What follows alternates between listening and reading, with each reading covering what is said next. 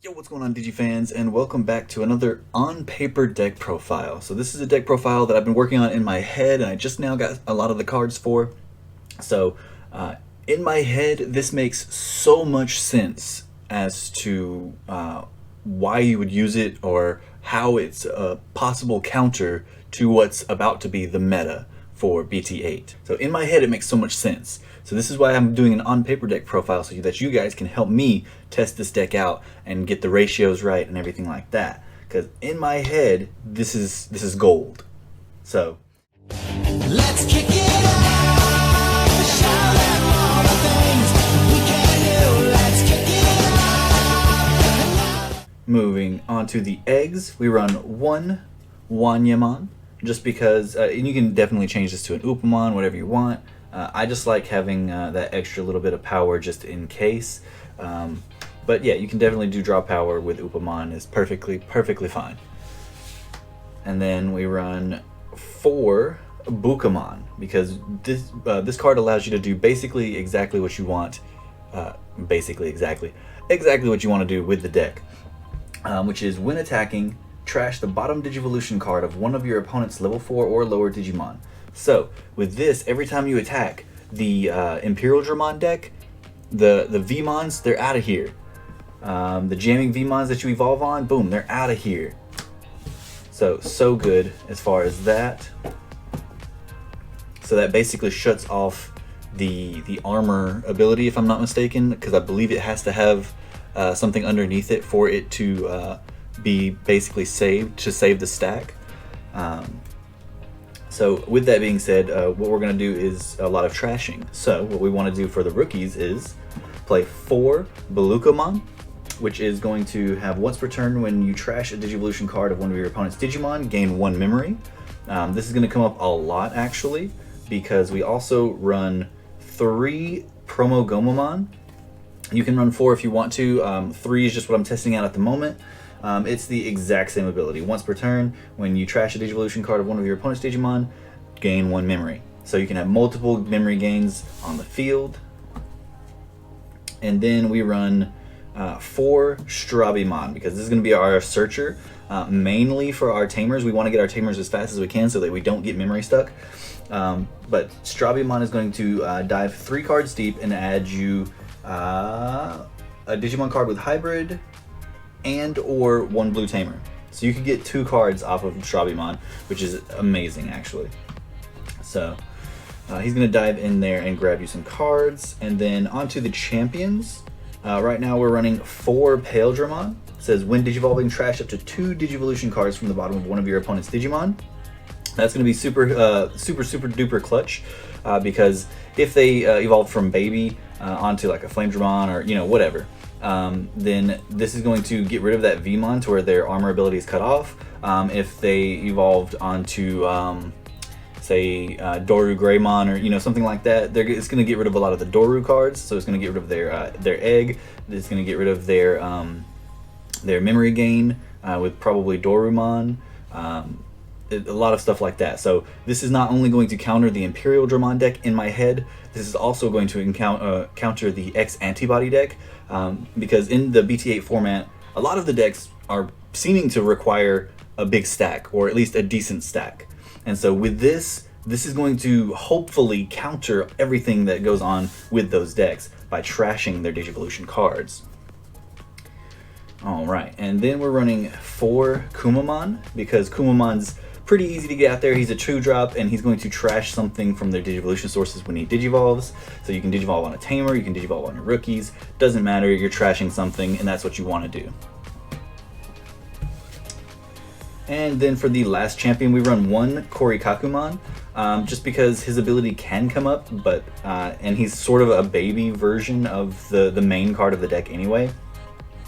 But because of that, man, he's difficult to justify in here. His effect does come up, but it's just not really what you want. So I'm having trouble keeping him in here in my head, because he's a 3-drop unless you drop him on a 4. He's not super duper great, so that's why we only run 1. But he can come up. So that's why he's stayed in here so far. I'm going to do some more play testing, and hopefully that will either change or bump up, or we'll find a comfy spot for him. So, moving on to the ultimates. We run 4 Chris Paildramon right now. I'm not sure if this is the correct ratio or if it's 3, but I definitely want one of the 2 in there. I definitely either want 3 or 4.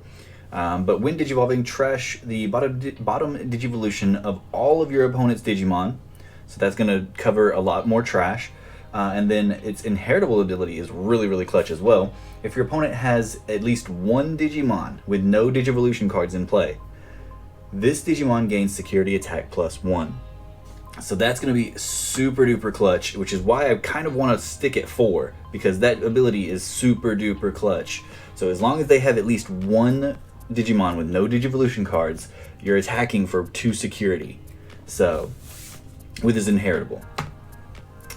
And then we run 2 Daipenmon, because it is a target for Stravimon. It can help you with the early game. So if they have, like the first time I tested this was against Digitama Queen, and they started to attack my security with multiple Vmon with jamming. Well, this shuts off those jamming Vmons. This says that your level 3s cannot attack. Simple as that. It says, when Digivolving, for each Digimon your opponent has with no Digivolution cards, draw 1. And then on your opponent's turn, while a card with hybrid in its traits is in this Digimon's Digivolution cards, none of your opponent's level 3 Digimon can attack. So you have to have a hybrid underneath it, but that's not a big deal because you have your Kumamons and things like that. Excuse me. Alright, so that's going to protect you from the jamming rush of the Rookie Rush Vmons and things like that. And then we run 2 Beowulfmon, because if they have level 4 cards, we're just going to be bouncing those cards back to hand and trashing their sources. So their Vmons and everything, their jamming Vmons, whatever they're evolving on, is going to get trashed by that. Yeah, so we're just going to be bouncing a lot of their armor cards back to hand when we swing into their security. And then onto our Mega. We run a kind of small Mega package, but to me it makes a lot of sense. We run 4 Hexeblau-Mon. Hexeblau-Mon is insane and is the card of the deck. It says, when attacking, trash up to 2 Digivolution cards from the bottom of one of your opponent's Digimon. Then, if your opponent has a Digimon with no Digivolution cards in play, this Digimon gains jamming. So not only is he going to have jamming, he's going to also have security +1. He's going to be swinging in for safely swinging into your opponent's security, getting pluses off of that. And then he also says, all turns, your opponent's Digimon with no Digivolution cards cannot attack or block. So, we're effectively shutting off our opponent from playing the game if we can build this deck just right. And it's going to be hopefully super easy to get this off with how many cards will trash cards from underneath the Digivolution sources. So, then we run 1 Zulongmon. We're just testing out 1 right now just because he's a Zulongmon. He's OP. He's absolutely amazing. Probably the best card in all of blue, in my opinion. So we're definitely running at least 1. He says, when Digivolving, trash 1 Digivolution card from the bottom of all of your opponent's Digimon, then gain 1 memory for each of your opponent's Digimon with no Digivolution cards. And then it says, your turn, for each Digimon with no Digivolution cards your opponent has in play, this Digimon gains +1 security attack. So not only is he going to hopefully be getting a boost from the Chris Paildramon, he's also going to be getting a boost from his own ability, boosting him up higher. So you could definitely run more than 1 Zulongmon, but I kind of wanted to focus on Hexeblau-Mon for now. We might have to switch it up and switch it to a Zulongmon, but I really wanted to focus on this, making sure that their Imperial Dramon couldn't attack us over and over again. So, but if we have to go more aggressive, this is definitely the way. And then we run 1 Susanoo-Mon for our level 7 slot.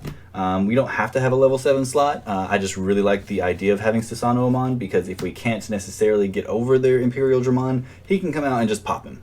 Simple as that. So, and the same goes for their Alphamon, Darugamon, whatever problem there is on the field, he can just come out and pop it. And then he's swinging for multiple security as well. He himself is swinging for plus 2 security, so he's swinging for 3 by himself. And then he's also getting the +1 from the Chris Peldramon. So that's 4 security by himself. So that's insanely OP in my opinion. So, and plus he can come out onto a tamer if you need to as well. So then we run 3 Tommy. 3 Tommy mainly just because this isn't necessarily a hybrid deck. There is a lot of hybrid cards in here, but that's not the main focus of the deck. The main focus of the deck is to sack the 3 cards off of his effect. So we don't want to have too many of him in our hands and him just chilling in our hands. So 3 felt like a magic number for me. And also he does like a little baby version of Hex Bellamon's effect as well. So that seemed really good. It says when attacking until the end of your opponent's next turn, one of your opponent's Digimon with no Digivolution cards can't attack or block. So a little baby version, a little dollar store version of Hex Bellamon. But I really liked that. It seemed to flow really well with Hex Bellamon. And then we run 3 Matt Ishida. You can definitely run Davis instead, but I myself don't feel like spending the money to get Davis's because I'm not a blue player. So I opted out for Matt Ishida, which is just fine. Probably better in some cases, just because he's going to be our memory tamer. He's going to get us to 3 memory. And he also says, when you play a blue Digimon, you can suspend this tamer to trash the bottom Digivolution card of one of your opponent's Digimon. So when we're playing our blue cards, boom, just trashing. Trashing. That's the name of the game. We're trashing their Digivolution cards. We're trashing their X antibody Digivolutions, their Vmons, their armors, all that. So then we run 2 Sora and Joe. Sora and Joe is really good as well. It says, start of your turn. If your opponent has a Digimon with no Digivolution cards in play, gain 2 memory. So as long as they have 1 Digimon with no Digivolution cards, you're gaining +2 memory.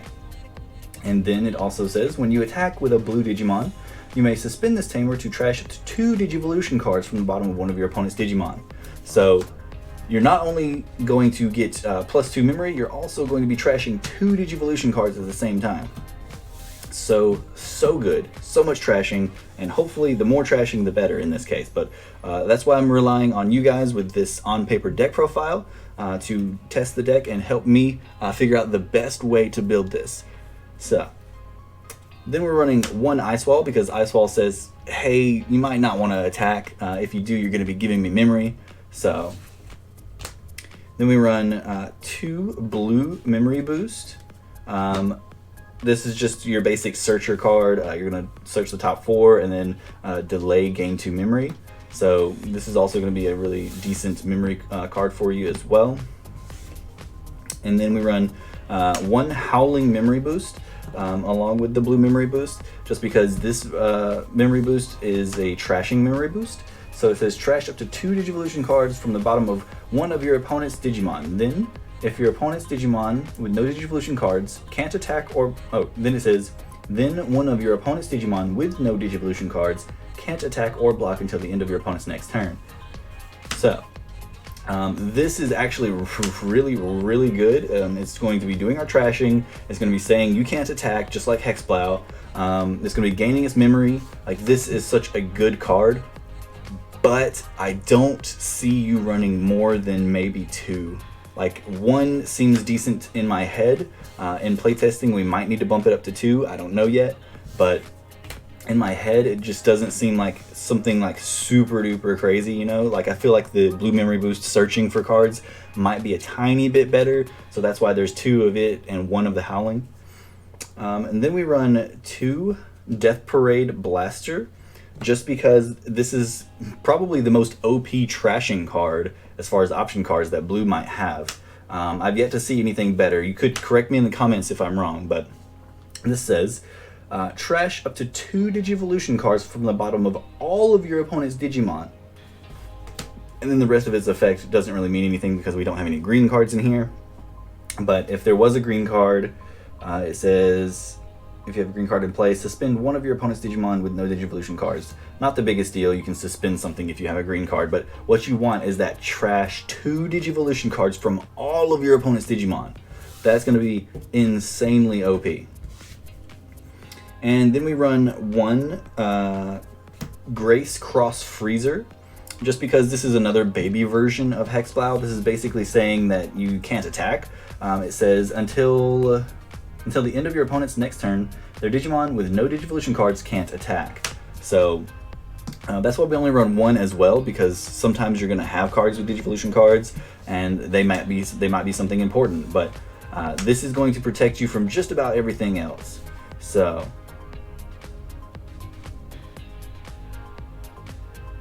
yeah, so that's all their Digimon with no Digivolution cards, not just one. So it tells them, no, you can't attack me.